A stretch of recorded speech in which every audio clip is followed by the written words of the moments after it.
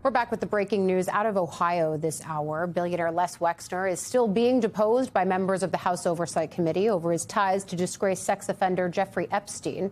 This as Democrats are raising questions over the rollout of those files and whether the DOJ is fully complying with the law. I want to bring in Democratic Congressman Eric Swalwell, a member of the House Judiciary Committee. So my understanding, Congressman, thank you for coming on, is that Les Wexner is still being deposed as we speak right now. My understanding is that he's also cooperating. So I think that's notable as we try to figure out what answers we might get. But it all comes as just this past weekend, the DOJ attempted to turn the page on the Epstein files by basically saying, we're done. We complied with the law. That's all. In your opinion, have they? The victims aren't done. The victims want to talk to the Department of Justice.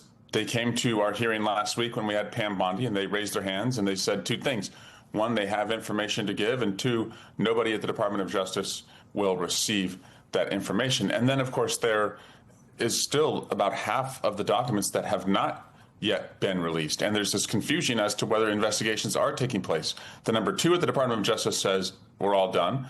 The Attorney General said that there are open investigations. Look, you don't have to be a former sexual assault prosecutor, and you don't have to be a father of a little girl to care about this. I'm a former sexual assault prosecutor, and I'm the father of a little girl, and I really care about this, and you can bet that it's not going to go away. But what I'm seeing here, Allie, is there's this confluence of the conduct around the Epstein files and protecting ICE agents, because we now have an America where we protect childhood sex predators and murderous ICE agents and not young girls, nurses, and moms. That's what this is about. It isn't about funding a certain agency.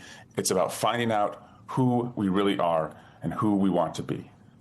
I think it's important that you highlight both of those issues because it feels like those are really the top two when it comes to my beat on Capitol Hill. So putting Epstein aside for a moment and focusing on the second thing that you brought in, the current partial government shutdown, it does seem like this could stretch on. But do you have any concerns about doing this, blocking ICE funding, even though ICE has its funding through reconciliation and really it's TSA and FEMA that might really feel the brunt of DHS staying shut down? Well, I'll give you an example of who is thinking about this. I spoke a couple weeks ago in San Jose. I had a town hall there, and a woman who works at a grocery store told me that she's in the position where she leaves her midnight shift, walks to her parking spot. It's in the dark. There aren't a lot of people around. And she asked, if a van rolls up that's unmarked and a bunch of guys get out who are masked and ask me to get into their car, do I have to do it? Are they ICE? Or are they the bad guys? And that's the environment that ICE has created in our communities. And that's why we're insisting the masks come off, the identifications come out. They only target violent individuals, no more roving patrols. They have to go to a judge. There's a lot we can do to end their community terror. Otherwise, we're going to lose another nurse named Preddy and a mom named Good, and the bodies will pile up. I agree with you that the actions on the ground in Minneapolis put this question of ICE funding, accountability for DHS, all in the spotlight on Capitol Hill. But also my understanding of where these bipartisan negotiations are is that they're kind of nowhere. So does that just mean we're not going to reopen DHS? Well, it means Democrats are not going to co-sign or sanction public executions, because if we continue to fund ICE as is, if Democrats don't insist on reforms, then we are going to see more public executions. And we're not going to be a part of that. We don't want to sign off on it. We don't want to validate it in any way. And so if Republicans can't find the votes themselves, and they have the majority in the House and the Senate, then they're not going to get it from Democrats. If they want to negotiate to protect the community from what we're seeing across California and what we're seeing in Minnesota, they'll find partners. But we're not funding this ICE. And I do think it's important to note that even as they have majorities, they don't have the numbers that they would need to pass this single-handedly and in partisan fashion. You know, at hand here is the decision to block federal funding for ICE, and you get to make that call in your current role as a member of Congress. But you're also running for governor of California. So I wonder, as the leader of a border state, if you got that job, would your goal to be blocking all immigration enforcement actions in the state? I mean, what would that look like?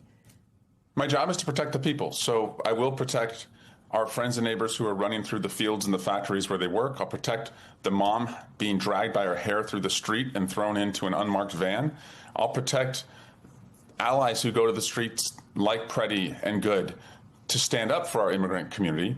And I will be a partner where we are talking about violent individuals who can't be in the community. But I have said, when I'm governor, if ICE refuses to take off their masks, I will use emergency powers as governor to revoke their driver's licenses. I will also make it clear that if you work for ICE, you are unhirable for the 250,000 state jobs we have in California. So taking off the table any lateral abilities. And I will work with our Attorney General, Rob Bonta, to make sure we are maxing out our prosecution authorities where they commit battery, assault, kidnapping, and God forbid, homicide.